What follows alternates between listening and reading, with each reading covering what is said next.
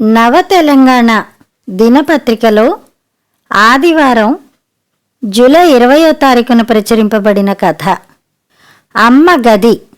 ఇంత రాత్రి అవుతున్నా వంటింట్లో ఇంకా ఏం చేస్తున్నావు? ఈరోజు అసలు పడుకునేది ఉందా లేదా? రంగారావుకు సమాధానంగా గొంతు పెంచి ఇదిగోండి వచ్చేస్తున్నా అంటూ వంటగదిలోంచి బయటకు వచ్చింది కరుణ. వచ్చేటప్పుడు ఒక వాటర్ బాటిల్ తీసుకురా, నేను తెచ్చుకోవడం మర్చిపోయా. హాల్లో ఉన్న ఫ్రిడ్జ్ దగ్గరికి వెళ్ళి బాటిల్ తీసుకుని కరుణ బెడ్రూంలోకి వెళ్ళింది. ఇప్పుడేం కొంపలు అంటుకుపోయాయని, ఎల్లుండి మధ్యాహ్నం ఎప్పుడో వచ్చే పిల్లల కోసం ఇంత కష్టపడ్డం అవసరమా? ఒళ్ళు విరుచుకుని అన్ని పనులు నువ్వే చెయ్యమాకు. నీకేమైనా అయితే మనకు చేసేవాళ్ళెవ్వరు లేరు, ముందు అది గుర్తుంచుకో. భలే వారే, వాళ్ళు మన పిల్లలు, వాళ్ళెవరో పరాయి వాళ్ళన్నట్టుగా మాట్లాడతారేంటి? నా పిల్లలకు నేను చేసుకోకపోతే ఎవరు చేస్తారు? వాళ్ళేమైనా నెలలు ఉండడానికి ఇక్కడికి వస్తున్నారా? వారం 10 రోజుల కోసమే కదా. ఇప్పుడంటే అన్నారు, రేపు వాళ్ల ముందు అనకండి, వాళ్ళు బాధపడతారు. మళ్ళీ ఇంటికి రావడానికి ఇష్టపడరు. దేశం కాని దేశం పోయి మనం వాళ్లతో ఉండేది లేదు. వాళ్లకు మన బాధలు సమస్యలు చెప్పి విసిగించకండి, భర్తను హెచ్చరిస్తూ అతని పక్కన ఒత్తిగిలింది. ఎంతసేపటికి ఇద్దరికీ నిద్ర పట్టకపోవడంతో రంగారావు కూర్చుని ఆర్ద్రంగా భార్య వైపు చూస్తూ ఆమె చేతిని తన చేతిలోకి తీసుకున్నాడు. ఏంటి అన్నట్టుగా కరుణ సిగ్గుపడుతూ భర్త వైపు చూసింది. రేపటి నుంచి మనం మన ఇంటికి, మన గదికి అతిథులం. ఊళ్ళో పొలం ఈసారైనా అమ్మేసి పెద్ద ఇల్లు కట్టుకుందాం. నా మాట విను. పిల్లలు వచ్చినప్పుడు మన గదిని మనమే పెట్టుకోవచ్చు. వాళ్ళున్న 10 రోజులు బొత్తిగా నువ్వు నాకు అందవు.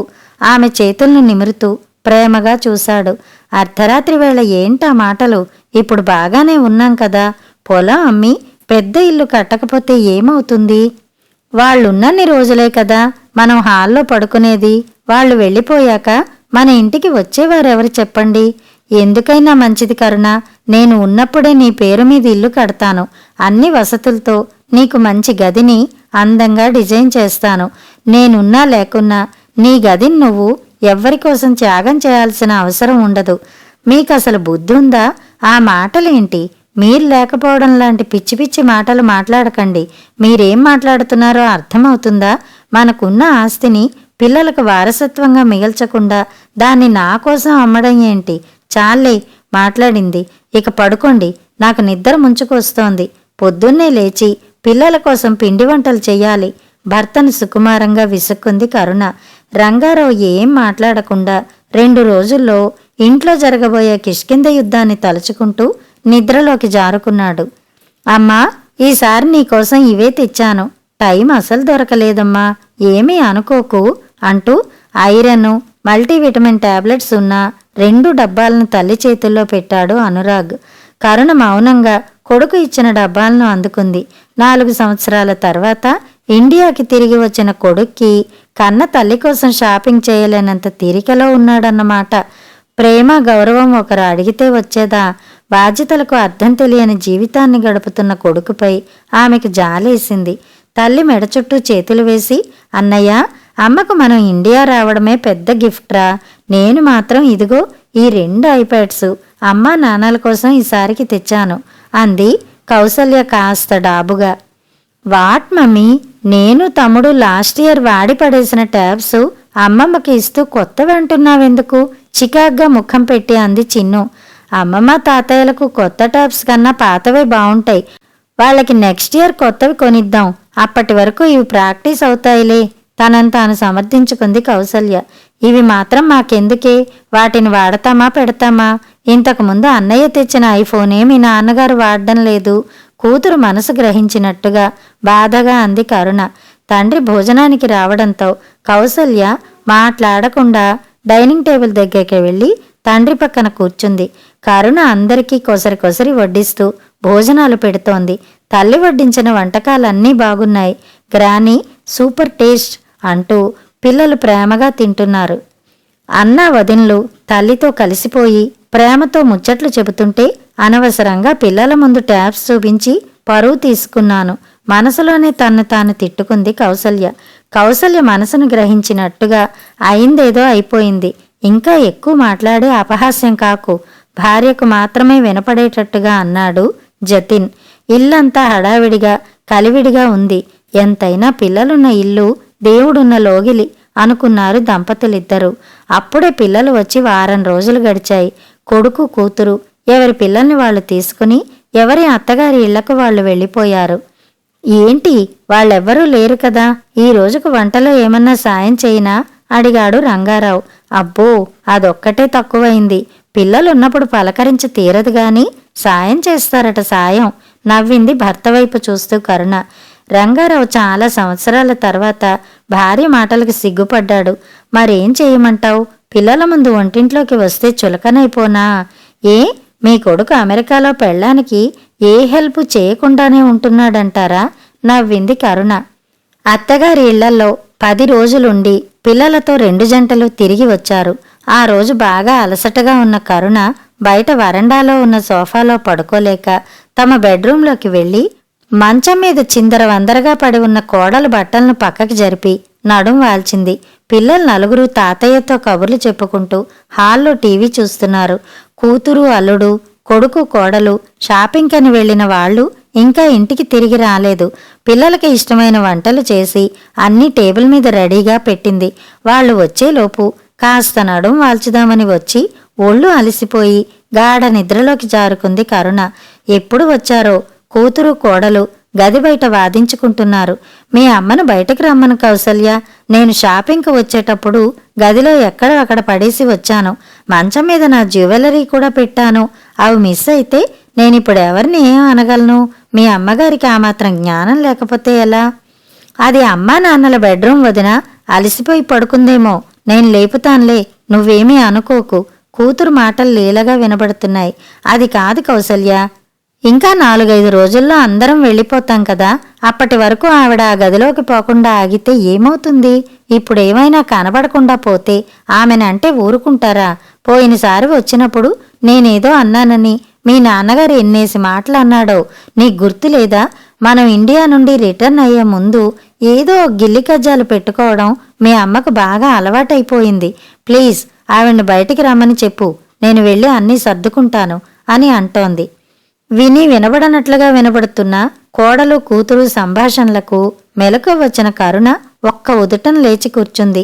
నిద్రమబ్బు ఒక్కసారిగా ఎగిరిపోయింది. భర్త ఎక్కడ వాళ్ళ మాటలు విన్నాడో అని భయపడుతూ గది బయటికి వచ్చింది కరుణ.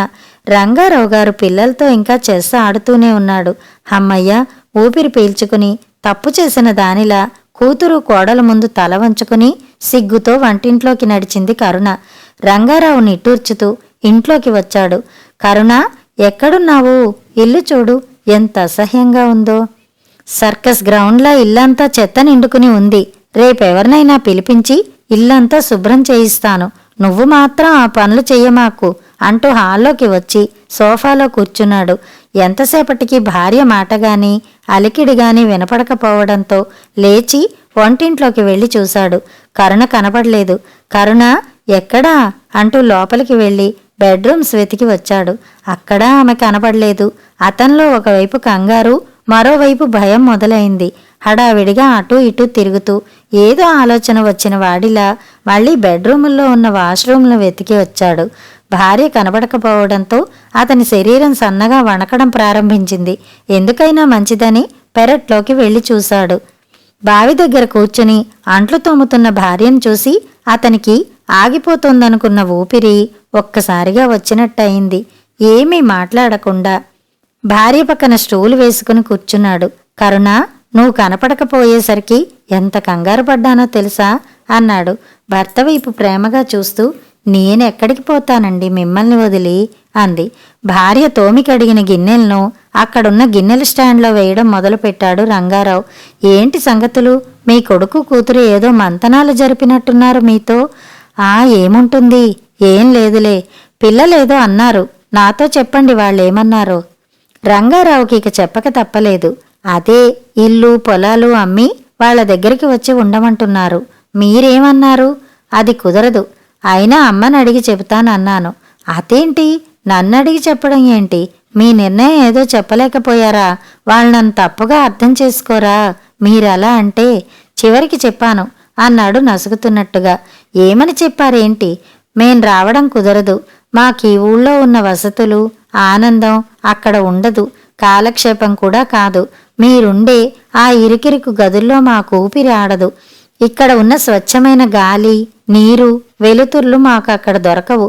మీరెలాగూ 2 ఏళ్లకు ఒకసారి వస్తున్నారు కదా, మీకు మాకు ఊపిరి ఆడని పరిస్థితి ఎందుకు లేరా? మేం ఇక్కడే ప్రశాంతంగా ఉంటాం. ఇక్కడ ఎవరిని పిలిచినా పలుకుతారు. మాకు రావాలని అనిపించినప్పుడు మేము వస్తాం. మీకు తీరినప్పుడు మీరు వచ్చిపోతుండండి అని చెప్పాను. పిల్లాడు ఏమన్నాడు? ఒప్పుకున్నాడా? అమ్మకు ఎలా ఇష్టం ఉంటే అలా చేయండి నాన్న. ఈ ఇల్లు చాలా పాతదైపోయింది. పడగొట్టి మంచిగా కట్టించండి. మేం ఎప్పుడైనా వచ్చి ఉన్నా మీకు అమ్మకు ఇబ్బంది ఉండకూడదు. మీ బెడ్రూమ్ మీకు ప్రత్యేకంగా ఉండేలా ప్లాన్ చేయించాను. మా ఫ్రెండ్ దగ్గర ఉండి కట్టిస్తాడు. డబ్బులు, లావాదేవీలు అన్నీ వాడే చూసుకుంటాడు. మీరు పొలం చూసుకుంటూ అప్పుడప్పుడు వచ్చి ఇల్లును చూడండి చాలు. ఇల్లు కంప్లీట్ అయ్యాక మేం మళ్ళీ వస్తాం. నేను వాడితో టచ్లో ఉంటాను. మీరు ఇల్లు అయ్యేదాకా ఎక్కడ ఉంటారో అది మాత్రం మీరు ఆలోచించండి చాలు అన్నాడు. ఇదిగో పిల్లాడు ఇచ్చిన పేపర్లు అంటూ కొడుకు ఇచ్చిన ప్లాన్ పేపర్లను భార్యకు చూపించాడు. కరుణ ఆశ్చర్యపోతూ, నిజమా? వాడలా అన్నాడా? ఎంతైనా వాడు మన కొడుకండి. మన బాధను అర్థం చేసుకున్నాడు ఆనందంగా అంది కరుణ. 4 రోజుల క్రితం కొడుకును పొలానికి తీసుకుని పోయి ఇల్లు పెద్దగా కట్టించి మీ అమ్మకు ఒక ప్రైవసీ గదిని ఇవ్వాలనుకుంటున్నా. నువ్వు డబ్బులు పెట్టి సాయం చేస్తే సరి, లేదంటే పొలం అమ్మి నేనే కట్టించుకుంటా అన్నాడు. కొడుకు పొలానికి డబ్బులు పెట్టుబడి పెట్టడానికి మధ్య ఉన్న లాభనష్టాలు బేరీజు వేసుకుని బాగా ఆలోచించి తన ముందే అతని మిత్రుడితో మాట్లాడిన విషయం, ఇంటిని కొడుకు మిత్రుడు దగ్గర ఉండి కట్టించడానికి ఒప్పుకున్న విషయం, అందుకు కొడుకు పూర్తి పెట్టుబడి పెట్టే లావాదేవీల గురించి చెప్పిన విషయం, నిర్మొహమాటంగా తన నిర్ణయాన్ని కొడుకు ఖచ్చితంగా చెప్పిన విషయం గురించి భార్యకు చెప్పి నొప్పించడం ఇష్టం లేక మనసులోనే నవ్వుకుని తృప్తిగా ఫీల్ అయ్యాడు రంగారావు. కథ సమాప్తం.